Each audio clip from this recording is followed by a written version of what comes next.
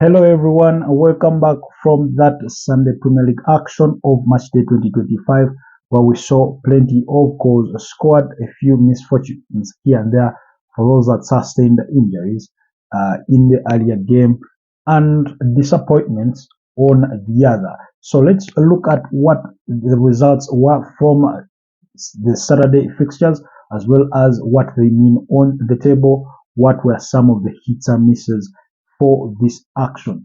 Well, like the case was on Saturday, we will kick things off at the GTEC Community Stadium, where Liverpool beat up against Brentford by 4 goals to 1. Quite brilliant display. We saw the return of Mohamed Salah, who managed to pick up, I think, an assist and a goal for himself upon his return. Incredible form he is having. I think he has now 9 assists overall in the Premier League, as well as 15 Premier League goals this season. So that's quite incredible for the Egyptian forward. Beautiful game of action. I did think that Thomas Frank's Brentford did play a lot to the advantage of Liverpool. They tried to do the high press, left themselves open at the back, and created a lot of gaps or one-on-one situations that exposed them. And of course, Liverpool did exploit those to score many of their goals. It was Darwin Núñez that opened the scoring or broke the deadlock with a stunner, leaping that ball over Mark Flacken, who was in the Brentford goal. So I did think, although it was 1-0 at halftime, it wasn't quite the full tale of the action that we were experiencing or observing in this fixture. And in the second half, of course, Liverpool went on to score with McAllister doubling that lead before Mohamed Salah, who had just come on, also scored to make it 3-0. And then Ivan Toney did pull one back on the other end to make it 3-1 to give his side a glimmer of hope. But Cody Gakpo that scored to seal the Brentford fate on the day when he made it 4-1. So it really didn't look pretty for Thomas Frank's side. I thought Liverpool were quite clinical on the day. They weren't really troubled as much. Um, Apart from the injuries that they sustained, we had Darwin Núñez withdrawn I think at halftime as a precaution. They had suffered injuries to Diego Jota, who had the opponent player fall on his knee in the contest of the ball. So it didn't look pretty. And then earlier on, I think they had forced off Timikas through an injury when they brought on a Ryan Gravenberch. So it's a game where Liverpool were unfortunate to sustain all those injuries or injury concerns, but overall they did play quite very well. Mohamed Salah looked very sharp, returning on from injury for his first game. He didn't look like he had even been injured. Not to say that he wasn't, but the sharpness that he did exhibit in this particular game, you would think he had been busy playing quite plenty of games in recent times, which was quite to the contrary. So the victory helped, Liverpool tighten their grip at the summit of the Premier League table, as we will see going forward. Then the other fixture at 6 p.m., we saw Arsenal beat up against Burnley by 5 goals to 0, meaning they have now scored 11 goals in their last 2 Premier League games, and then 21 goals in their last 5 Premier League games, all which they've won, but have only conceded 2. So it was another clean sheet for David Raya as he moved a level to 8 clean sheets alongside Jordan Pickford of Everton. Quite a brilliant game again, like we had expected that Burnley do want to play that possession of football, to try and be expansive, pass the ball, distribute it quite very well, and in the end they ended up opening themselves to a Martin Odegaard stunner. So it was Gabriel Martinelli that provided that assist, and then of course Martin Odegaard goes on to control that ball quite well in that arc that, completes the 18-yard box. That's why he controlled the ball and struck it in the far corner to make it 1-0. And then, of course, they went on to concede a penalty that Bukayo Saka converted. James Trafford was quite up to the challenge. He did fall in the direction of Saka's penalty, only that he fell a couple of inches short. There was a bit of hesitation for him going for that ball, and then by the time he got there, it was a little too late as Bukayo Saka doubled that lead going into halftime. So Arsenal were still quite dominant overall in the game.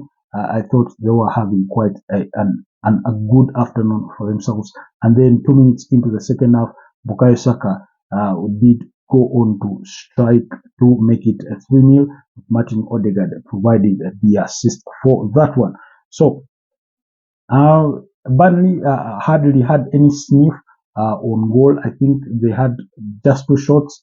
It was Wilson Odegaard that tried to cause some bit of trouble, but it did not materialize for Vincent Kompany's side. And then, of course, Leandro Trossard, who has been playing as a false 9 in this Arsenal side, got his name on the score sheet to make it 4-0 before Kai Havertz completed the scoring with, I think, Jakub Kivio did take that throw in quite quickly, and Kai Havertz caught the Burnley defense slumbering. He had to dribble past one player and then fire that ball in the back of the net to make it 5-0. So another incredible display from the Gunners, Mikel Arteta and his coaching staff, the likes of Carlos Cuesta, Nicolas Jova, Albert Stuvenberg will be quite delighted with the performance of their side as they head into the UEFA Champions League knockout stages, where they will be playing FC Porto in Portugal in the middle of the week. So we'll look at that action if time allows us in the course of the week, but that's their next fixture that is upcoming. So they will be pretty happy with themselves with the performance they did put up yesterday. And then moving on, Aston Villa went to Craven Cottage and picked a win, quite bouncing back well from their 2-1 defeat against Manchester United last weekend. They did beat up against Fulham by 2-1. Both sides had goals cancelled for offside. Ollie Watkins on target, I think, for Aston Villa, the goal that was cancelled. While on the other side, it was Rodrigo Muniz Muniz that had scored, but those goals were cancelled. And then, of course, eventually, Ollie Watkins did score one that counted, as well as he did score a double. So in this game, in the second half, he completed that brace for himself, and then Rodrigo Muniz did pull one back for Fulham. Fulham had quite a chance to level the scoring, but Emiliano Martinez in Aston Villa's goal was up to the challenge when he served that goalkeeper to beat situation against Adama Traore, that formidable winger, the beefy, the beefcake, winger, former Wolves player who did have a stint at Barcelona. So that means Marco Silva lost all 3 points, while Unai Emery moved out in delight, having secured all 3 points that saw him leapfrog Tottenham to move fourth on the Premier League table after Tottenham had lost by 2-1 against Wolves. Wolves completing a Premier League double against Ange Postecoglou's side. Remember, they did beat them in the first leg by 2-1, and they did the same yesterday,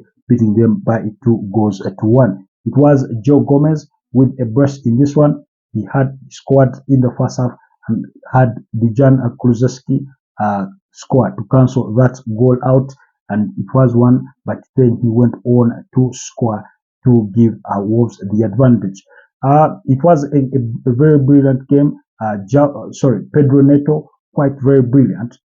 He has now recorded 9 assists in the Premier League this season. Very, very, very brilliant player.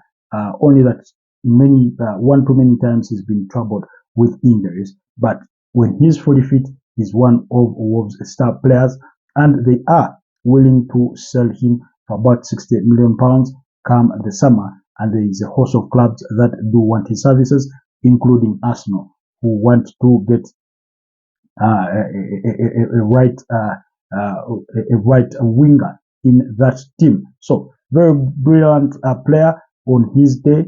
He gave this Tottenham side a lot of trouble, and had they been clinical, they could have beaten Tottenham by maybe 3 or even 4 goals on the day. But that was the result from the Tottenham Hotspur Stadium. Moving forward, we had Newcastle shared the spoils with AFC Bournemouth when they shared the spoils in a 2-2 draw. It was Anthony Gordon that scored a penalty for Newcastle, but that was to cancel out Dominic Solanke's goal, and then Semenyo did score to put Bournemouth in the lead, and then later on in the game, Matty Ritchie did score to restore parity for Ed Howe's side to ensure that they did secure a point at St. James's Park. And then moving forward, West Ham ended their weekend in tears after losing by 2-0 against Nottingham Forest. They did finish the game with a man less after Calvin Phillips received a red card. It was a double booking that saw him sent off in the 71st minute of the game. But before he had been sent off, Nottingham Forest had already punched themselves in the lead through Timothy Awoniyi, who scored a good goal there to give this Nottingham Forest side the lead. And then late on in the game, their summer signing in Callum Hudson-Odoi did score the second that sealed their victory for Nuno Espirito Santo's side, and that was quite brilliant for this Nottingham Forest side. But to pile more misery on West Ham, with West Ham fans calling for the sacking of David Moyes. How interesting football does change.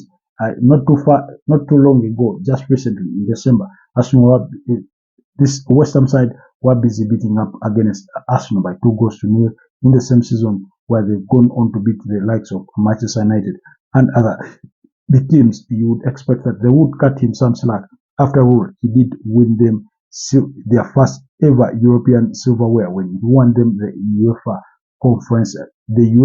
Europa Conference League last season under his charges. But they are seemingly running out of patience with the Scottish manager. So that was the result there from Nottingham Forest and West Ham. And then we had the final game of the day. That was the biggest game of the weekend, in my opinion. The Manchester City did host Chelsea at the Etihad Stadium. It was quite a brilliant game, but also a game of two halves, in my opinion. Chelsea was the better side in the first half, while Manchester City dominated affairs in the second. In both instances, you had both sides not being clinical on the day, but we will give it to Axel Disasi, who was, in my opinion, the man of the match in this draw. He was quite industrious. He did everything, put his body on the line. He defended everything that came in his way. And I guess his only miss was that strike from Rodri in the second half that restored parity after Raheem Sterling had broken the deadlock to give Mauricio Pochettino's side the lead in the first half. Of course, you had missed chances there from the likes of Nicholas Jackson, the keeper, to beat against Ederson Morales. And then you had another instance where Enzo Fernandez smacks the ball literally off Nicholas Jackson's foot in the second half. And then I think the other was Christopher Nkunku. He did have a chance in the second half still, but he did not utilize it, or he wasn't clinical, to say the least. So I do get the feeling that despite Manchester City's dominance, I saw them have as many as 31 shots on goal, including I think 14 or 12 that were blocked, 5 being on target. I did think that they didn't get those very clear-cut chances that you thought would give them the edge in this one. Brown Erling Haaland quite looking very disappointed with himself at full time, just as you could tell by his body language. He was furious with himself, or he was not happy with himself with the chances that he did miss. I think he had about 10 shots on goal, and none of them could trouble Petrovic or could get past that Petrovic goalkeeper in the Chelsea goal. It was quite an entertaining fixture for the neutrals. For those that had sides to cheer on, it did feel quite a bit edgy, especially if you're a Chelsea fan in the second half, and if you're a Manchester City fan, it did feel quite edgy in the first half, in my view. So those were the results from Saturday, and today on Super Sunday we do expect Sheffield United to host Brighton and Hove Albion. Remember, in the first leg they did share the scores in a 1-1 all draw, and this game will come at 5 p.m. that is East African time, and at 7:30 p.m. Luton Town will host Manchester United in another thrilling fixture. Like I told you in our preview for these games yesterday, or for those that did catch the video on our YouTube channel, it was a 1-0 victory, thanks to Victor Lindelof in the first leg. And of course, the other fixture will come on Monday night when Everton do host Crystal Palace, a side that they managed to beat by 3-2 in the first meeting. We all know Crystal Palace are not in decent form. Not to say that Everton are any better, but I do think the situation for Crystal Palace is looking a little more dangerous than Everton, who are 18th placed on that Premier League table. So this is what the results do mean on that Premier League standings as we go into the Sunday and Monday fixture that will be coming our way very soon. After that victory, Liverpool put a stronghold on their top spot with to moving to 57 points with a 35 goal difference. Arsenal are second with 55 points with a 36 goal difference, while Manchester City, who have played a game less than the top two, are at 53 points with a goal difference of 31 points. Manchester City will return to Premier League action on Tuesday when they play against Brentford in another entertaining fixture that we do await, while Liverpool do have a Premier League game to play do have a Premier League game to play on Wednesday, because over the weekend they will be playing against Chelsea in the Carabao Cup final. So do not miss out on that action. And I think Mauricio Pochettino did express his delight in the way his team played yesterday, saying they had to build some bit of momentum and confidence going into that final against what he termed as the second best team in Europe at the moment, that will be their opponents in the Carabao Cup final at Wembley Stadium. Then Aston Villa's 2-1 victory over Fulham saw them move fourth with 49 points, while Tottenham did drop to 5th place with 47 points. Manchester United, who do play today, occupy 6th place, but any result for them against Luton Town won't mean anything in terms of moving either up or downwards of the table standings. They will remain in their 6th place with 41 points, because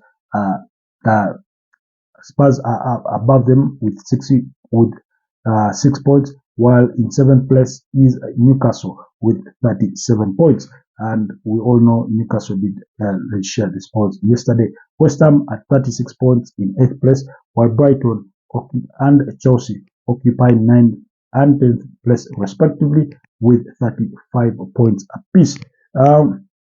After that victory against Tottenham, Wolves did retain their 11th place with 35 points now, while Fulham are at 29 points. Bournemouth secured the point, but it didn't move them any further. They stayed in 13th with 28 points, while Brentford, in spite of their loss, they did retain their 14th place on the table. Nottingham Forest are 15th with 24 points, just as many as 16th place Crystal Palace. Luton Town occupied 17th place at 20 points, while Everton do occupy 18th with 19 points, and for Burnley and Sheffield United, it is still 13 points peace. So that's the impact of the Saturday results on the Premier League table. Do not forget to, share your thoughts, your comments, your views on the games that were played, or even your predictions for the fixtures that are upcoming. Thanks for taking the time, and I'll see you next time. Stay blessed and have a wonderful Sunday.